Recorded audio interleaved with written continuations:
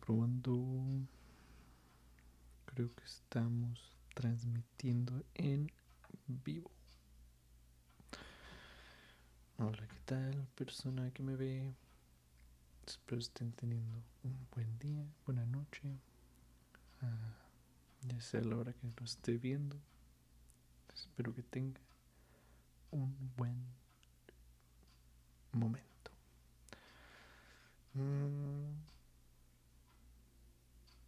Es viernes y el cuerpo lo sabe. Es febrero, 7 de febrero 2025. Temperatura alta de 18 grados centígrados, baja de 7 grados, menos 7 grados centígrados. Ahorita estamos a 8 con un cielo despejado. Pero eso no nos importa, nos importa el libro que estamos a punto de leer. Sí, me desaparecí por una semana, pero no pasa nada, no pasa nada. Igual el libro aquí está. Ustedes también lo pueden leer cuando quieran. Pero bueno. Nos hemos quedado donde termina la carta de la madre de Raskolnikov. Pero si quieren leo el final de nuevo.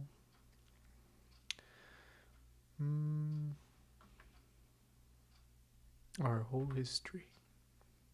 But so many events have happened. La verga. Se me olvidó poner un temporizador. 30 minutitos. 30 minutitos. Corriendo. But so many events have happened. And now, my precious Radia, I embrace you and send you a mother's blessing till we meet. Love Dunya, your sister, Radia. Love her as she loves you, and understand that she loves you beyond everything, more than herself. She's an angel, and you, Radia, you are everything to us. Our one hope, our one consolation. If only you are happy, we shall be happy. Do you still say your prayers, Raja, and believe in the mercy of our Creator and our Redeemer? I am afraid in my heart that you may have been visited by the new spirit of infidelity that is abroad today. If it is so, I pray for you.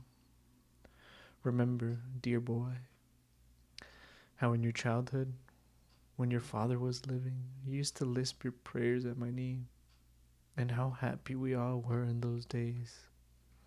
Goodbye, till we meet again. Till we meet, then I embrace you warmly, warmly, with many kisses. Yours till death, Pulcheria Raskolnikov. Almost from the first, while he read the letter, Raskolnikov's face was wet with tears. But when he finished it, his face was pale and distorted, and a bitter, wrathful, and malignant smile was on his lips. He laid his head down on his threadbare, dirty pillow.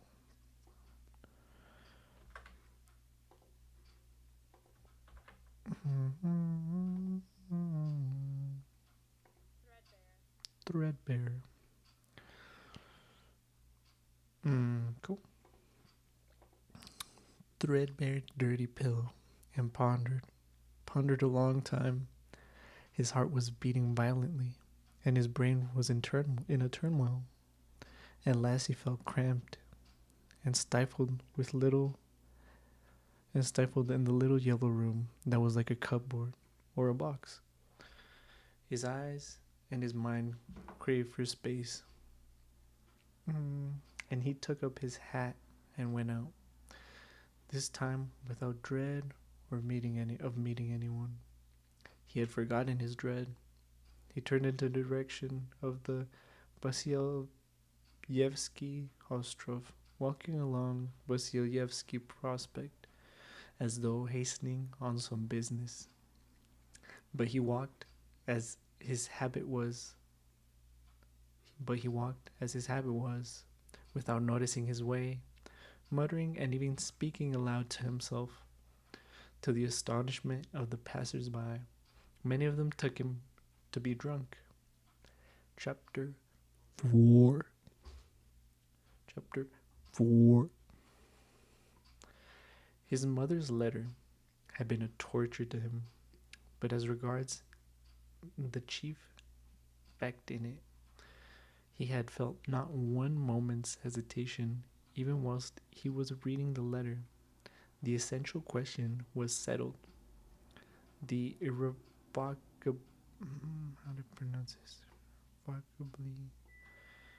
Sé que es irrevocable la traducción, pero puta madre, no lo copié, ¿verdad?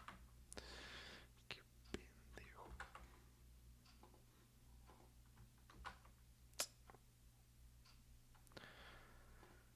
Mira, este pendejo. No sabe ni copiar.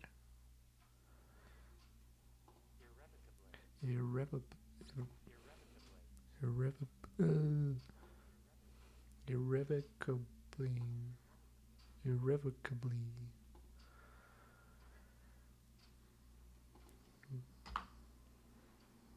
Go. Irrevocably settled in his mind. Never such a marriage while I am alive, and Mr. Lucien be damned. The thing is, let me run it back real quick. Irrevocably settled in his mind. Never such a marriage while I am alive, and Mr. Lucien be damned. The thing is perfectly cleared, he muttered to himself, with a malignant smile anticipating the triumph of his decision. No, mother, no, Dunya, you won't deceive me. And then they apologized for not asking my advice, and for not taking the decision without me. I dare say they imagine it is arranged now, and I can't be broken off. But we will see whether we can or not. A magnificent excuse. Pyotr Petrovich is such a busy man that even his wedding has to be in post haste, almost by express. No, Dunya, I see it all. And I know what you want to say to me. And I know too what you were thinking about when you walked up and down all night, and what your prayers were like before the Holy Mother of Kazan, who stands in Mother's bedroom. Bitter is the assent.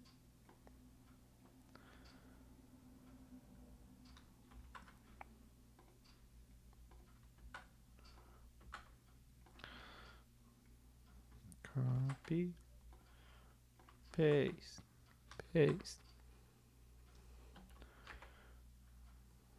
Meaning.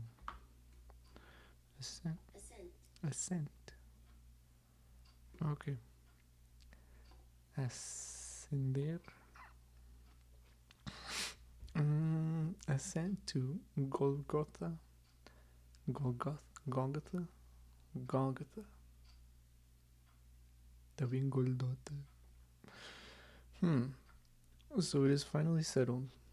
You have determined to marry a sensible businessman of Dotia Romanova, one who has a fortune, has already made it his fortune, that is so much more solid and impressive, a man who holds 2 government posts and who shares the ideas of the most rising generation, as Mother writes, and who seems to be kind, as Dunya herself observes. That seems beats everything, and that very Dunya, for that very seems is marrying him. Splendid. But I should like to know why Mother has written to me about our most rising generation, simply as a descriptive touch, or with the idea of prepossessing, right? Yeah, of prepossessing me in favor of Mr. Lucien. Oh, the cunning of them. I should like to know one thing more. How far they were open with one another the day and night, and all this time since? Would it all put into words, or did both understand that they had the same thing at heart and in their minds?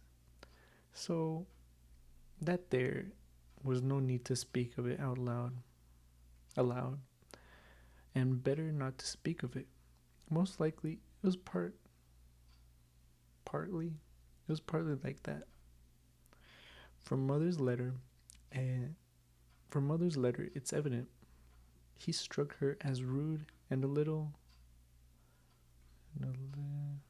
struck her as rude a little, and mother, she struck her a little as rude. In her simplicity, took her observations to Dunya, and she was sure to be vexed and answered her angrily. I should think so.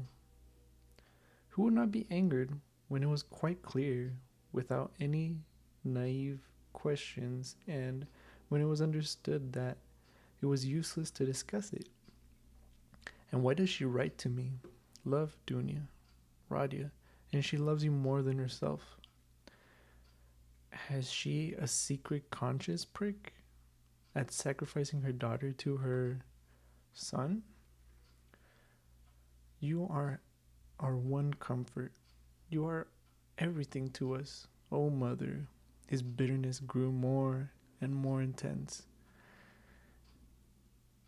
And if he had happened to meet Mr. Lucien at the moment, he might have murdered him. Yes, that's true. He continued pursuing in the whirling ideas that chased each other in his brain. It is true that it needs time to care to get to know a man, but there is no mistake about Mr. Lucien. The chief thing is he is a man of business and seems kind. That was something, wasn't it? That was something, wasn't it? To send the bags and big box for them. A kind man, no doubt after that. But his bride and her mother are to drive in a peasant's cart covered with sacking. I know, I've been driven in it. No matter. It is only 90 versts, and then they can travel very comfortably, third class, for 1,000 versts. Quite right, too. One must cut one's coat according to one's cloth. But what about you, Mr. Lucien? She is your bride, and you must be aware that her mother has to raise money on her pension for the journey. To be sure, it's a matter of business, a partnership for a mutual benefit, with equal shares and expenses. Food, drink must be provided. But pay for your tobacco. The businessman has got the better of them. The businessman has gotten the better of them too. The luggage will cost less than the fares and very likely go for nothing. How is it that they don't both see all that? Or is it that they don't want to see and they are pleased? And to think that this is only the first blossoming and that the real fruits are to come. But what really matters is not the stinginess, is not the meanness, but the tone of the whole thing. For what?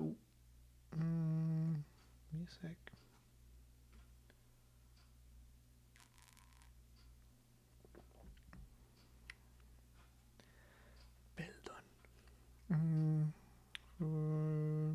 tone of the whole thing. For that will be the tone after marriage. It's a foretaste of it. And mother too, well, why should she be so lavish? What will she have by the time she gets to Petersburg? 3 silver rubles or 2 paper ones, as she says. The old woman? What does she expect to live upon in Petersburg afterwards? She has her reasons already for guessing that she could not live with Dunya after the marriage, even for the first few months. The good man has no doubt let slip something on a subject also, though mother would deny it. I shall refuse, says she. On whom is she reckoning then?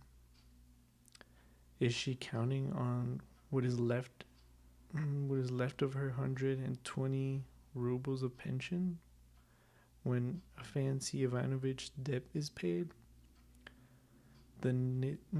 She knits woolen shawls and embroiders stuff, running her old eyes, and all her shawls don't add more than 20 rubles a year to her 120. I know that.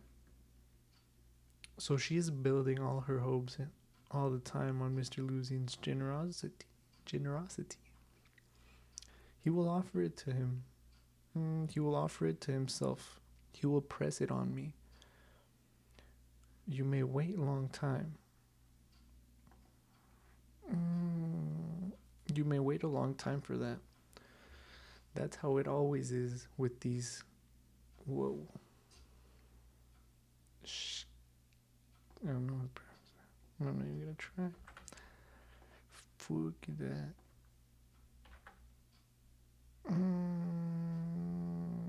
Meaning.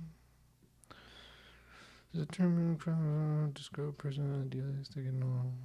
I figured because of what is it after, but how do I say it?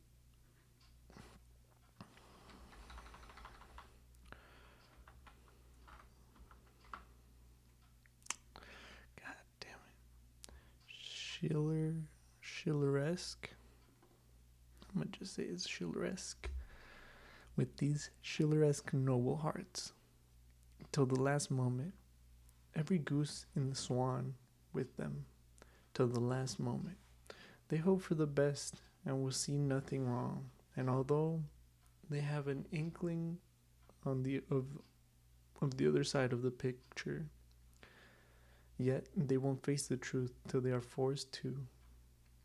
The very thought of it makes them shiver. They thrust the truth away with both hands until the man they deck out is false colors, puts a fool's cap on them with his own hands. I should like to know whether Mr. Lucian has any orders of merit. I bet he has the Anna in his buttonhole, and that he puts it on when he goes to dine with contractors or merchants. He will be sure to have it for his wedding too. Enough of him. Confound him. Well, mother, I don't wonder at it's like her. I don't wonder at it's like her. God bless her. But how could Dunya, darling, as though I did not know you. You were nearly 20 when I saw you last. I understood you then. Mother writes that Dunya can put up with a great deal. I know that very well. I knew that 2 years and a half ago. And for the last 2.5 years, I've been thinking about it. Thinking of just that. That Dunya can put up with a great deal. If she could put up with Mr. Svidrigailov and the rest of it, she certainly can put up with a great deal. And now, mother, she has taken into their hands that she can put up with Mr. Luzian, who propounds the theory of the superiority of wives raised in destitution and owning everything to their husband's bounty, who propounds it to almost at the first interview. Granted that he let it slip, though he is a sensible man. Yet maybe it's not a slip at all, but he meant to make himself clear as soon as possible. But Dunya, she understands the man, of course, but she will have to live with the man. Why? Why she'd live on a black bread and water? She would not sell her soul. She would not barter. She would not barter her moral freedom for comfort. She would not barter it for all Schleswig-Holstein.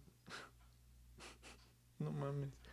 She would not barter it for Schleswig-Holstein, much less Mr.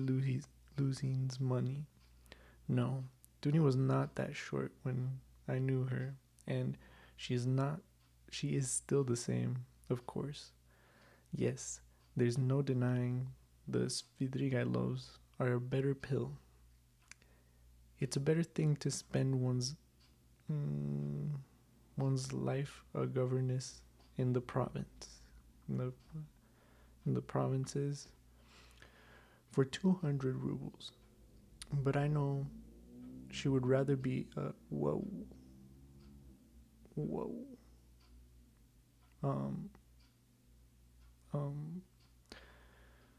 But yeah, no, we're gonna skip that part a little bit. But yeah, I know she would rather be a bad word on a plantation or a let with a German master than degrade her soul and her moral dignity and binding herself forever to a man whom she does not respect and whom she has nothing in common for her own advantage.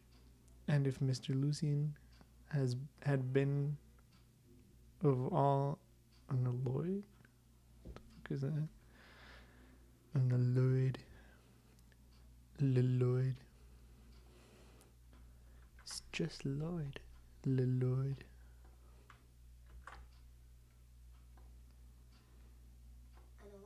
Unalloyed. Sir. Cool. Excuse me. Had been of unalloyed gold or a huge diamond, she would never have been consented to become his legal concubine. Why is she consenting then? What is the point of it? What's the answer? Is it clear enough for herself? For her comfort? To save her life, she would not sell herself. But for someone else, she's doing it. For one she loves, for one she adores, she will sell herself. That's what it all amounts to. For her brother, for her mother, she will sell herself. She will sell everything. In such cases, we overcome our moral feeling if necessary. Freedom, peace, conscience, even. All are brought into the market. Let my life go, if only my dear ones may be happy. More than that, we become casuits.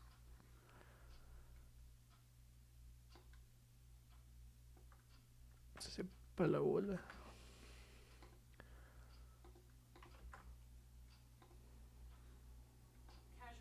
Casuist. Person who uses clever, unsound reasoning. Especially. Whoa. It's a very specific word. Person who resolves a moral problem by the application of theoretical rules. Damn. Fancy. Casuist.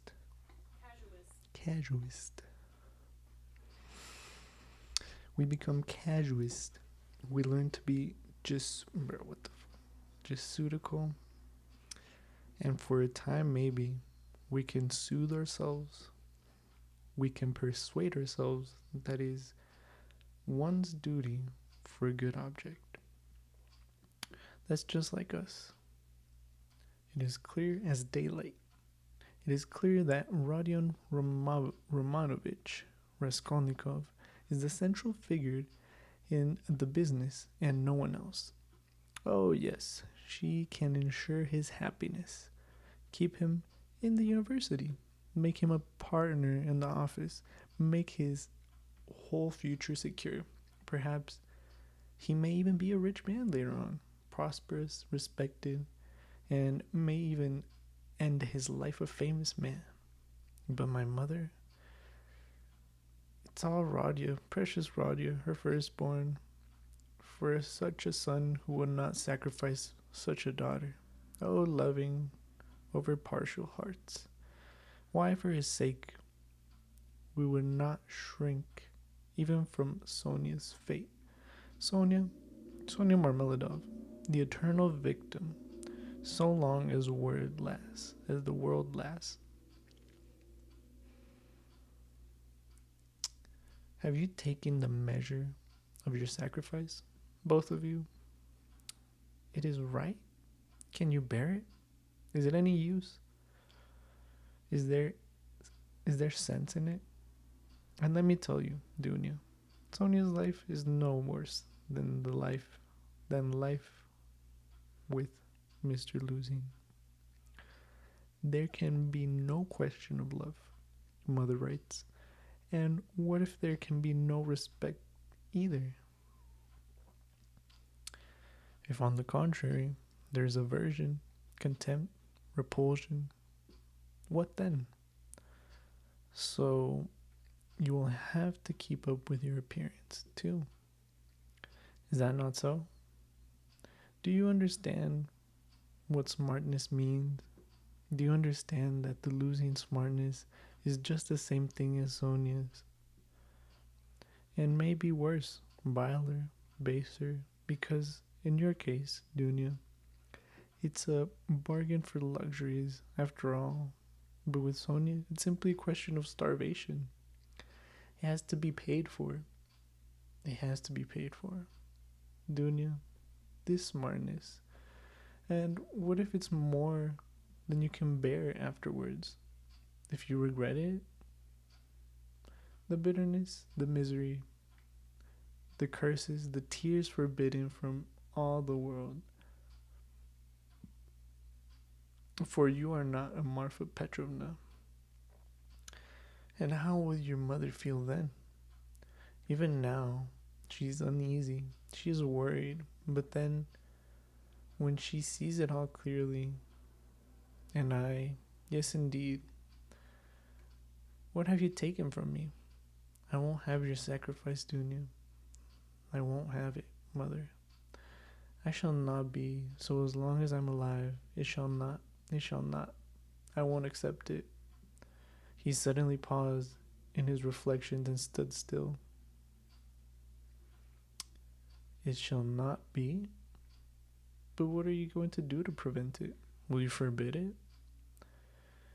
And what right have you? What can you promise them on your side to give such a right? Your whole life, your whole future, you will devote to them when you have finished your studies and obtained a post? Yes. We have heard it all that before. And that's all words. But now something must be done. Now. Do you understand that? And what are you doing now? You're living upon them. They borrow on their 100 rubles pension. They borrow from Svidrigailov's. How are you going to save from them? How are you going to save from them from Svidrigailov's? From Afancy Ivanovich Varusin? Oh, future millionaire Zeus, who would arrange their lives for them.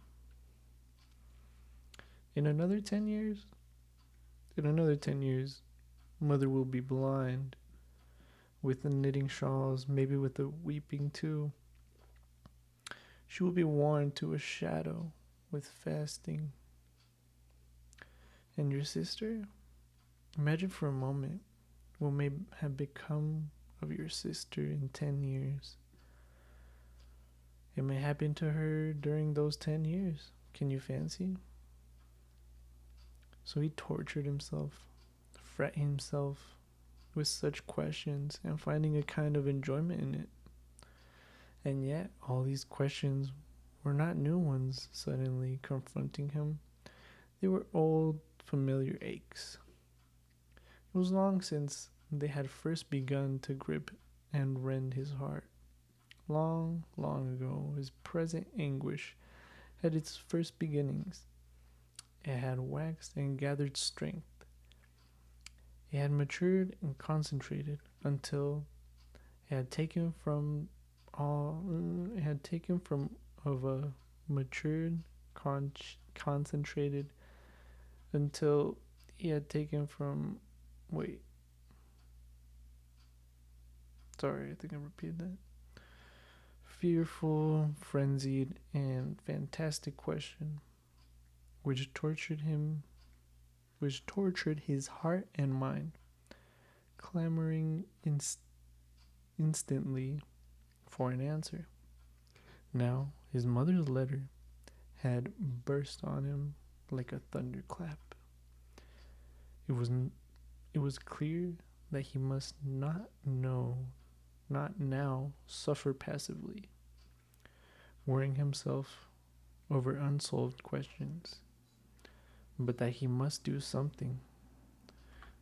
Do it at once, and do it quickly.